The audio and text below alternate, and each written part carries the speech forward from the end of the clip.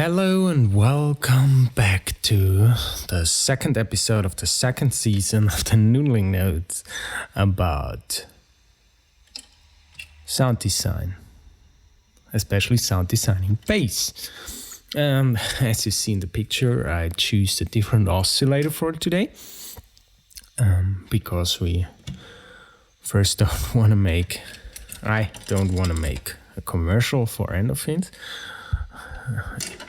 I really love the first generator, but yeah, and sound design is all about different sounds. And I can guarantee you this oscillator sounds completely different. So let's start. First,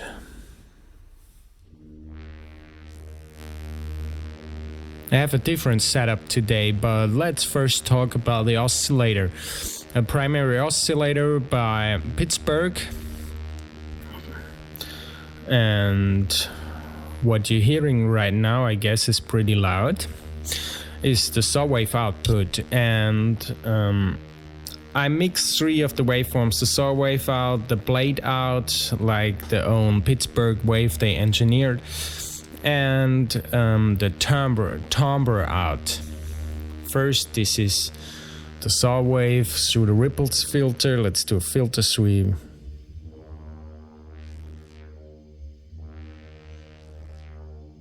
They do really good saw waves, if that's a term. And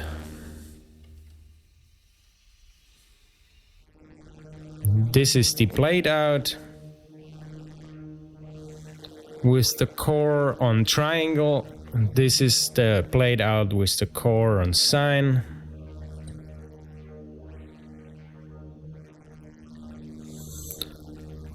And now it gets complicated.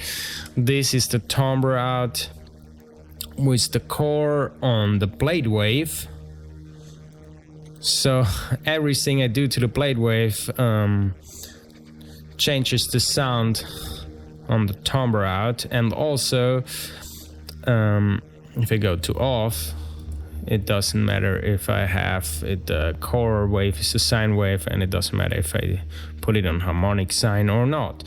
So as you can see, also if you that's pretty funny, also if you put the timbre out on the blade as a core, and I have the blade wave on sine as a core, this also has an influence. A smaller one, but it has. So you see there is a lot of soundscaping possibilities in here. So I wanted to start with this oscillator.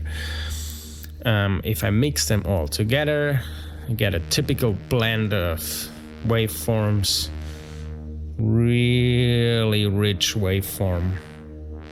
And as you can see, if I bring the saw wave in, I get a lot of bass in here. Oh, you can't see. Oh yeah, you see, I'm doing it here. So this is the blade, this is the timbre. So yeah, basically a really flexible oscillator. You have like the timbre, like I said, can be the core of it, can be sine or blade. The blade can be triangle core or sine core. Please don't ask me how this technically works, I have no idea. But yeah, I created a little bit more of a complex patch. These two LFOs we still know from our last episode. There's a little bit of a different cross modulation here, but you get the point. It's still our LFOs, and they go into the timbre. You see on this nice LED, I hope. Yeah, a little bit you can see. And this one goes into the blade or pulse width. We don't use the pulse out, but it modulates the blade wave and the pulse width. And of course, when should activate the blade wave for it. And as you can see, this oscillator is a perfect example for everything I told you in the last episode. The smallest changes have impact on how you're feeling a sound. It's subtle, but it's different.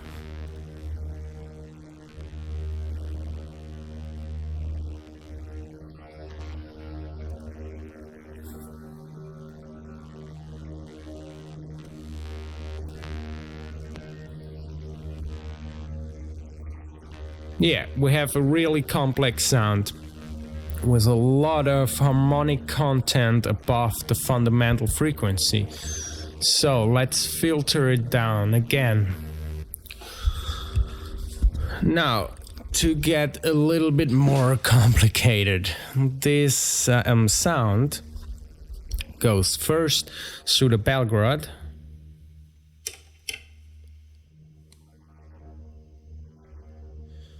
then through the ripples.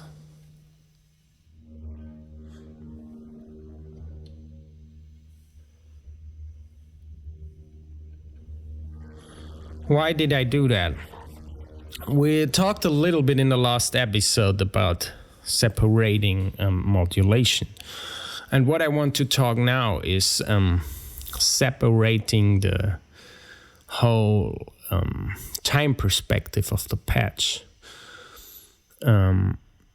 I show you how it sounds in the end.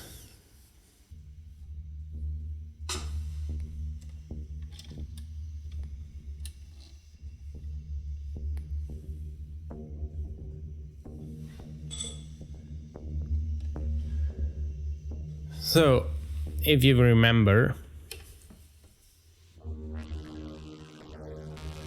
this is our chaotic, original, modulated wave. But by separating timings, and I show you in a minute how I did this, I get some pretty interesting timbres. So let me explain what I did here and what I mean with separating time perspective, because at the moment right now, this Belgrade filter gets another envelope who is differently timed than this ripples filter who is differently timed. Then all the modulation goes to the filter and to the span. We come to that later. So basically the part2 down here has also different timings. So we have 3 timings here to make from this complex waveform to bring order in here. And of course you can make it crazy again.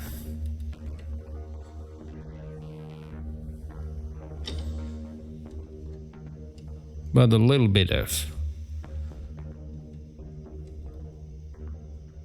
order into the chaos. So let me show you how I did this. Basically, there's a lot of cables. It's not the most beautiful picture, but it doesn't matter. Basically, we have PAMs here, and PAMs controls the whole patch. And the main things is channel 1, who goes to our depther alias. Then we have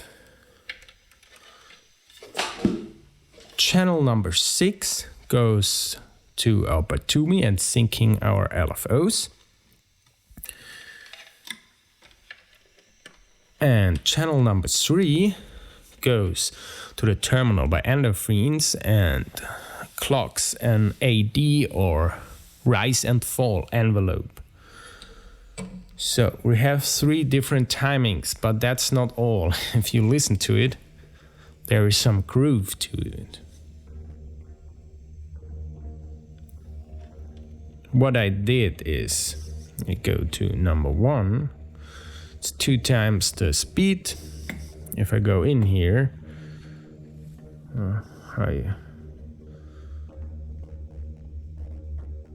you can see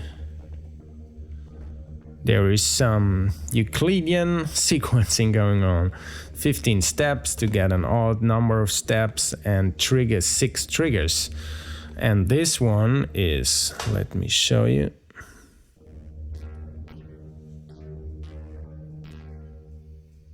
This is our main bell crowd, like the first filter. Then we go to channel number 3. 4 times the speed. This goes to the ripples filter.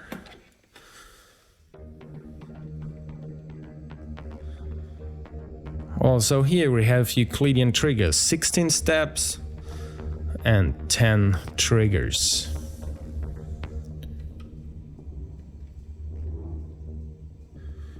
And like these two in comparison, or not in comparison but together, creates these really interesting rhythms.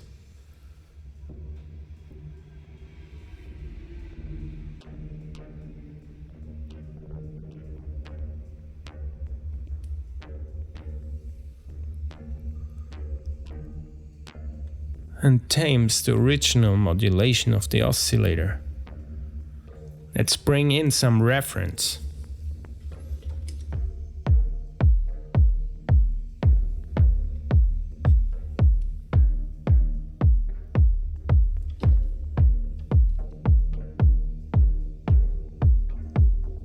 Basic clues. If we now take the original envelope from 1, because now the VCA is strict open. So I have now the basic triggers now. I have here a copy of the Doepfer ADSR, the one-time signature, and here not a copy but a bipolar envelope from the terminal who is controlling our first filter. And I'm mixing them together, and I can to get, because it's still a lot of chaos in this sound, I can take both of them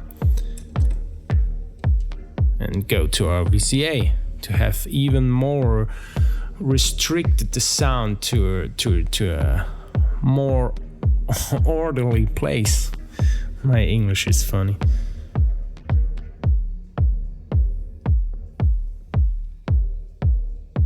Then I can decide which part of, like, which envelope do I prefer on the VCA to get different feelings. The filters still work because this is only going to the VCA. If I would take, let me look. Here I took the ADSR out.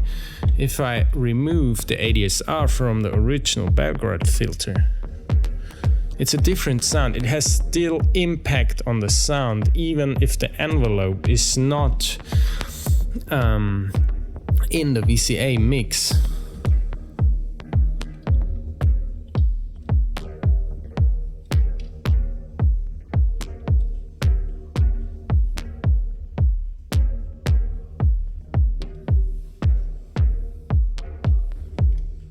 Yeah, sorry, that was a lot of technical talking, but you get the point. You come from this without any restriction. Like, of course, this is not the sound, you always need the VCA. But still, you have, even without the filter modulation, you can get some restriction only through the combining of the two envelopes. But if I bring back in the filter modulation, you really can tame a sound.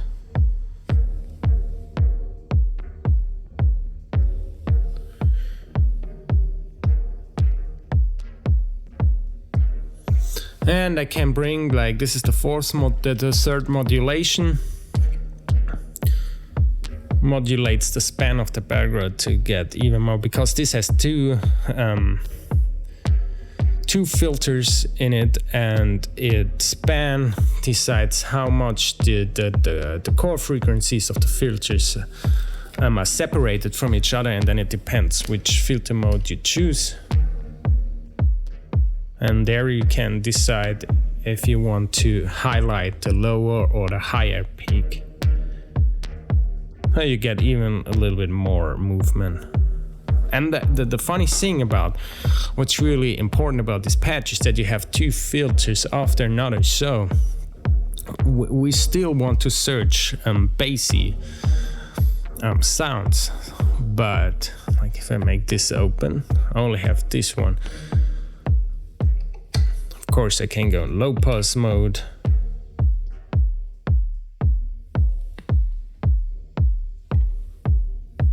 And produce, I turn down the kick drum, bassy sounds. But if I want to get more special, because sound design sometimes, for example, if you do it for film, you need not the bread and butter sounds, you need maybe some crazier, like live coming sounds, and you can choose a different algorithm who's not really for bass maybe. But there's a second filter. You still can try to find these bass frequencies.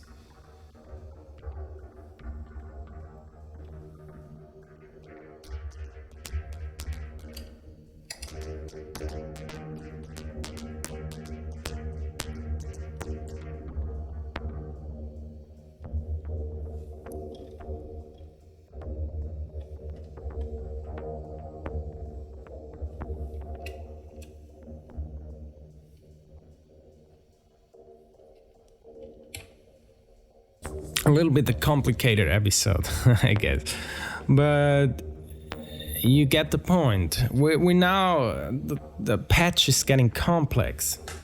We still have our oscillator with all that soundscaping possibilities.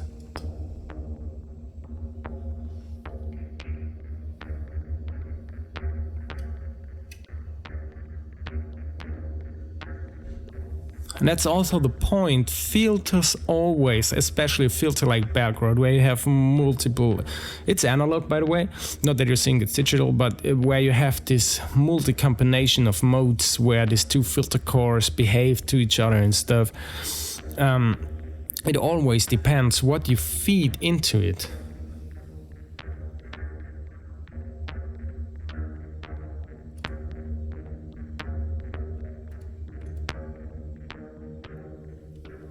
So let's take, oh, I forgot, that was only blade and timbre. Let's bring it back in the saw wave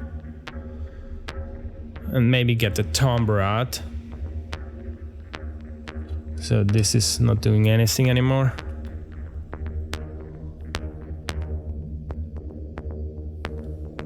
Are we clipping a bit at some point, somewhere in signal chain?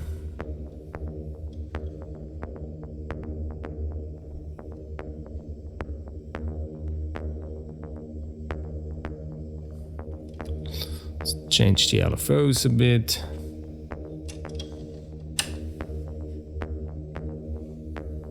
Bring back in the timbre.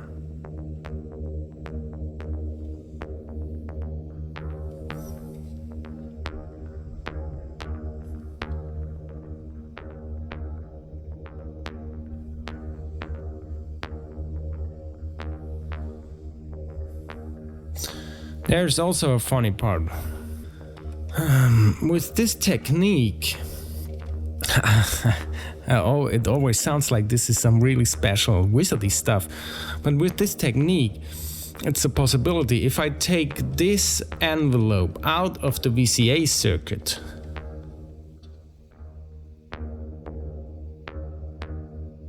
but leave it into the filter circuit, I still can have a pretty percussive sound,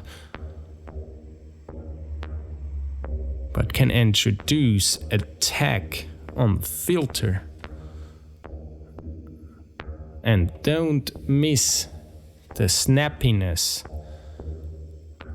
on the end product of the sound.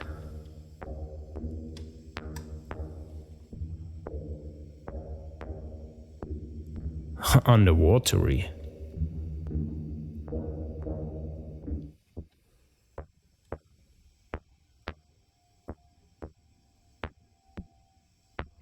I don't know if it was for this episode, this was a little bit confusing at all and not really Siri, but I hope you get the point.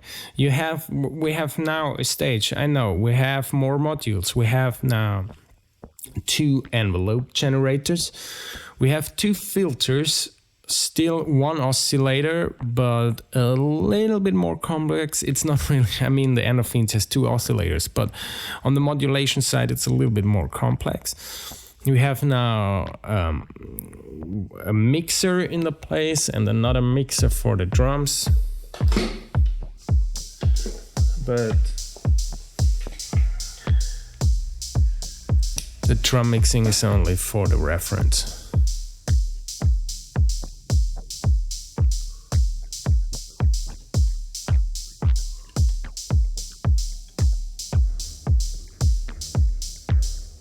And we have Pamela as a time wizardry masterpiece. So we have a lot more stuff going on in the patch, but we have more flexibility. And so I think I play you out with that annoying hi-hat I programmed, but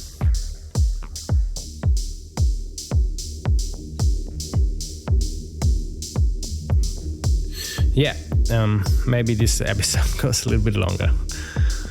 But I hope you enjoyed. Maybe this is the end. Maybe in 10 seconds there is another new shot. I don't know at the moment.